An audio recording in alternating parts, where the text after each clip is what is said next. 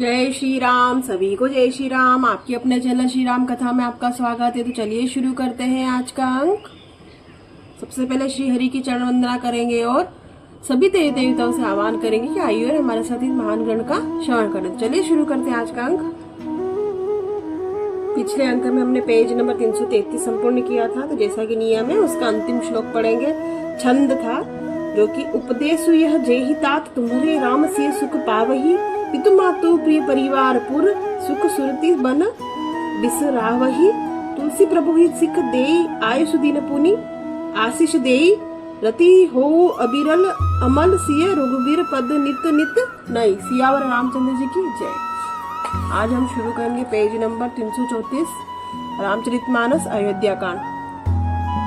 मंगल भवन अमंगल हारी, द्रवहु सुदशरथ अजिर बिहारी। चलिए शुरू करते हैं आज का जो कि सोरठा है। शुरुआत में मातु चरण सिरु नाई चले, तुरत सकित हृदय बागरु विषम तो राई मनहु, भाग प्रभु भाग बस। सियावर रामचंद्र जी की जय।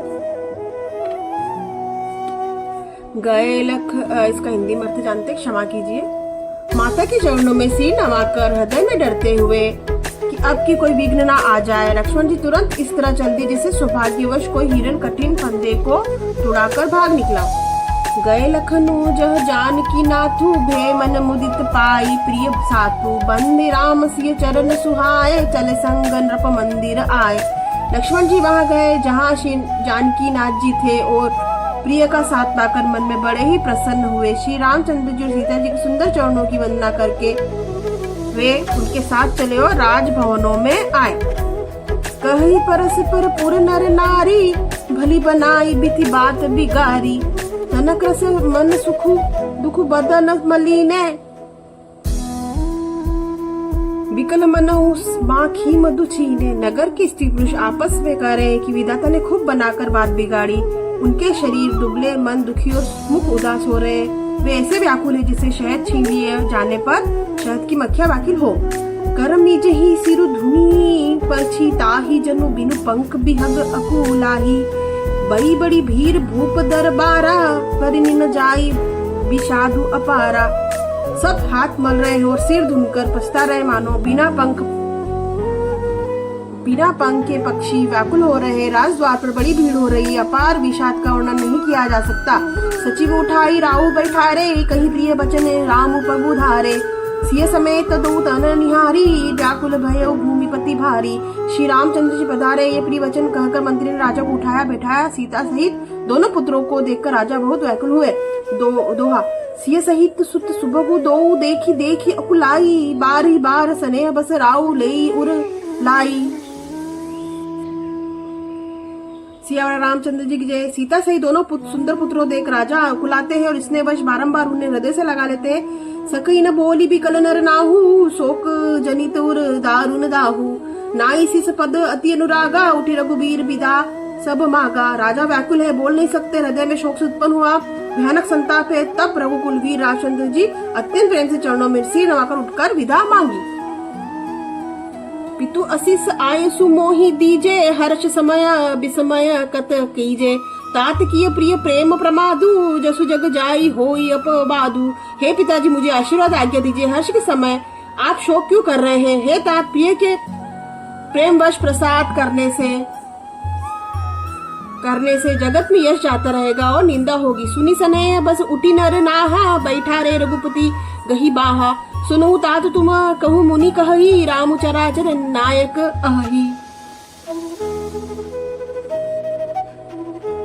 यह सुनकर स्नेहवश राजा ने उठकर श्री रघुनाथ जी को बाह पकड़ उन्हें बैठा किया और कहा, हे तात सुनो, तुम्हारे लिए मुनि लोग कहते हैं कि श्री राम चराचर स्वामी है। शुभ अरु अशुभ कर्म अनुहारी, इसु देई फल हृदय विचारी, करई जो कर्म पाव फल सोई, निगम नीति असी कह सब कोई। शुभ और अशुभ कर्मों के अनुसार ईश्वर हृदय में विचार कर फल देता है। जो कर्म करता है वही फल पाता है, ऐसी वेद की नीति है। यह सब कोई कहते हैं। दोहा और करई अपराध को और पाव फल भोगू, अति विचित्र भगवंत चाल गली, ओ जग जानई जोगू। किंतु इस अवसर पर श्री और रामचंद्र की जय, किंतु इस अवसर पर तो इसके विपरीत हो रहा है। अपराध तो कोई और करे और इसके फल का कोई और पाए। भगवान की लीला बड़ी विचित्र है, उसे जानने योग्य जात जगत में कौन है। राय राम राखन हित लागी, बहुत उपाय की छलु त्यागी। लखी राम रखु रुखु रहत न जाने, धर्म धुरंधर धीर सयाने। राजा ने इस प्रकार श्री रामचंद्र जी को रखने के लिए छल का छोड़कर बहुत से उपाय किए, पर जब उन्होंने धर्म धुरंधर धीर और बुद्धिमान श्री रामचंद्र का रुख देख लिया तो कहते हुए न जान पड़े। तब नृप सिय लाई उड़लीन्ही, अति हित बहुत भांति दिख दीन्ही। कहीं बन के दुख दुसह सुनाए, सासु ससुर पितु सुख समुझाए। तब राजा ने सीता जी को हृदय से लगा लिया और बड़े प्रेम से प्रकार की शिक्षा दी। वन में दुख सुख सहन कह सुनाए, फिर सास ससुर तथा पिता के पास रहने के सुखों को समझाया। सिय मनु राम चनन अनुरागा, करुणा सुमगु बनु विषमु न लागा। और वो सब ये सीए समुझाई, कहीं कहीं विपिन भई विपति अधिकाई। परंतु सीता जी का मन श्री रामचंद्र की जोड़ना अनुरूप था, इसलिए उन्हें घर का अच्छा नहीं लगता था और न वन भयानक लगा। फिर सब लोगों ने वन में विपत्तियों का दिखता बताकर सीता जी को समझाया। सचिव नारी गुरु नारी सयानी, सहित स्नेह कही मृदु बानी। तुम कहूँ तऊ न दिन बन बासु, करहु त कही ससुर गुर सासु। मंत्री सुमंत्र जी की पत्नी और गुरु वशिष्ठ जी की स्त्री अरुंधति तथा और श्री चतुर स्त्रियां स्नेह के साथ कोमल वाणी से कहती है कि तुमको राजा ने वनवास दिया नहीं है, इसलिए तो ससुर गुरु और सास कहे तुम तो वही करो। तो आज हमने पेज नंबर 335 क्षमा कीजिए संपूर्ण किया। अगले अंक में पेज नंबर 336 से हम शुरुआत करेंगे। सभी देवी देवताओं से हाथ जोड़कर क्षमा याचना करते हैं, अगर इस पावन ग्रंथ और इस अंक को पढ़ने में किसी प्रकार की भी त्रुटि हुई हमें क्षमा करें। आप चैनल को लाइक करें, सब्सक्राइब करें, शेयर करें, सपोर्ट करें। मंगल भवन मंगल हारी, द्रवौ सुदशरथ अजिर बिहारी। पेज नंबर 336 में आपसे फिर भेंट होगी, तब तक के लिए आप सभी को जय श्री राम।